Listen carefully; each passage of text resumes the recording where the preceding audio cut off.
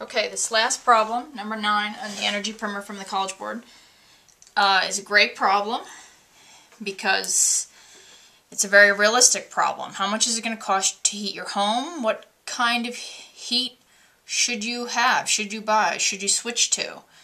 Talking about 4 different fuels, and they give us the price per fuel and how much energy, how many BTUs, or in the case of the propane and fuel oil, how many kilobTUs of energy they produce per unit. We're going to convert it to megabTUs because they talk about the house needing 120 megabTUs for the winter. And then finally converting that to dollars so we can have some kind of a comparison. Now, first of all, notice these prices. The price of natural gas is, I think, pretty close to that still. This is an older sheet. But with so much fracking and so many new sources of natural gas being found, especially in the United States, the price has stayed level or dropped significantly. These two, though, have more than doubled. The price of propane is about twice this per gallon, and fuel oil is easily $4 or more per gallon. Electricity varies. I think Frederick County Allegheny Power is pretty close to that per kilowatt hour. Might be a little higher. So we'll calculate that. Another thing to consider besides just cost is the impact on the environment. Obviously, these first 3 are all greenhouse gas producing fuels. They're all non-renewable fossil fuels.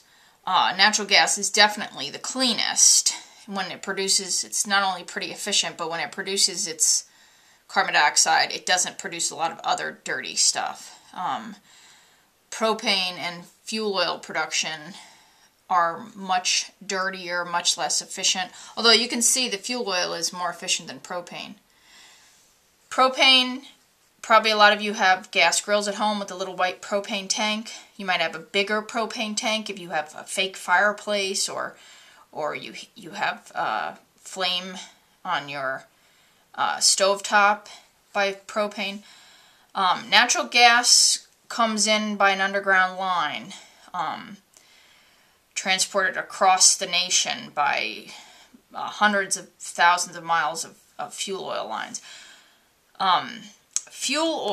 Natural gas lines. Fuel oil comes in by truck, and if you have this at home, you might have a huge tank in your basement or in the garage, or it might be buried in the backyard, and a truck comes a couple of times each winter and fills up the tank, and you have a big furnace in the basement. The electricity, we don't know how dirty this is because we don't know what fuel the power plant is using. It could be using coal, could be using natural gas, could be using some renewable source like wind or solar or geothermal or hydroelectric or something. Alright, so let's get started with these. One other thing we need to take into account, they say these 3, the gas and the oil furnaces, are only 80% efficient, so we have to take that into account, and they're going to assume the electricity 100% efficient. Obviously that's not true, but we'll assume it's close to that. So let's do some of these calculations and see what we got. First thing you should notice is that the natural gas is per 100 cubic feet. That C stands for 100 as in centi, versus BTUs per cubic feet. So you're going to have to do that conversion right off the bat. A CF versus a CCF. Alright, so let's do the natural gas first.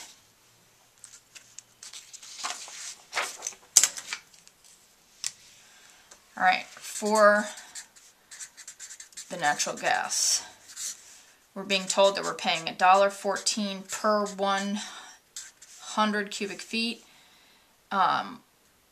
Because the energy content of the fuel is per cubic foot, we have to convert this. We know 100 cubic foot is the same as 100 CFs.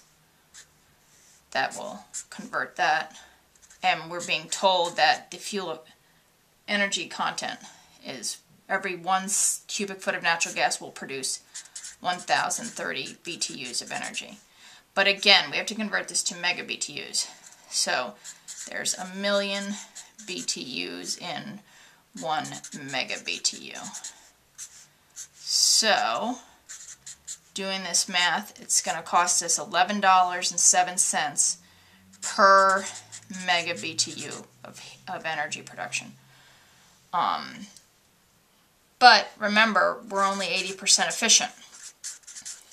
So if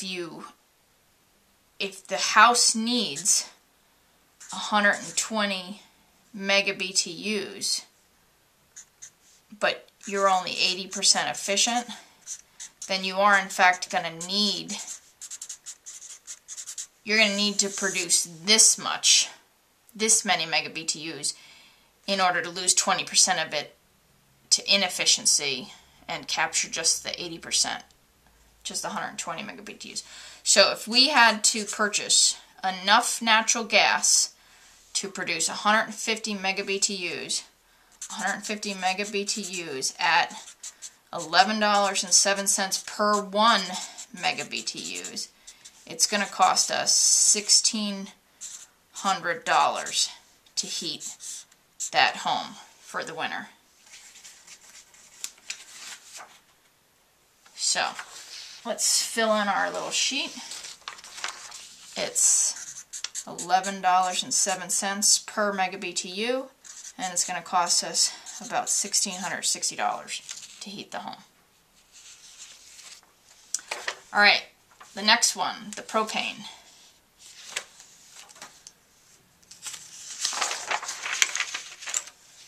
The propane,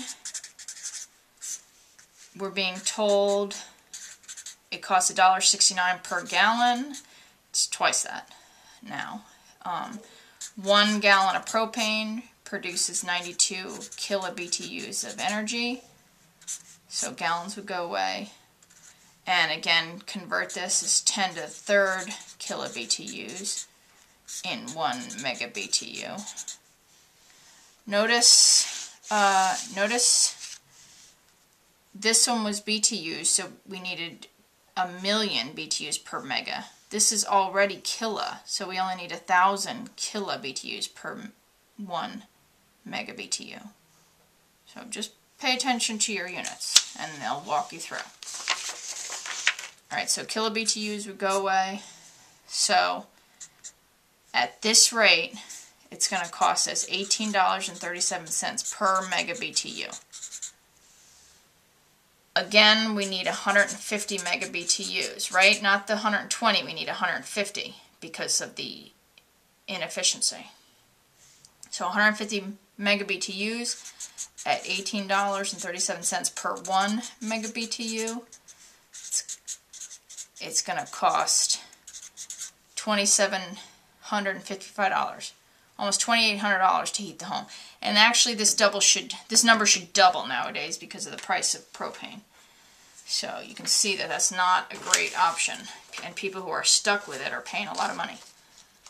So $18.37 per BTU brings us to $2,755 to heat the home using propane.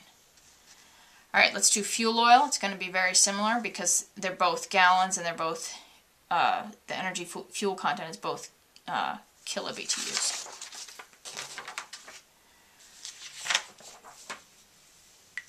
In fact, I'll do it the next page. Alright, fuel oil. $1.93 per gallon. I wish. Right now I'm paying over $4. Every 1 gallon produces 133 kilobTUs. I'll tell you, my furnace that I have here in this house right now is very inefficient. There's no way I'm 80% efficient. I bet I'm lucky if I'm 50% efficient, which means it would cost me even more. Alright, gallons are gone. Convert this to mega BTUs. and $14.51 per mega BTU. If I need 150 mega BTUs at that rate,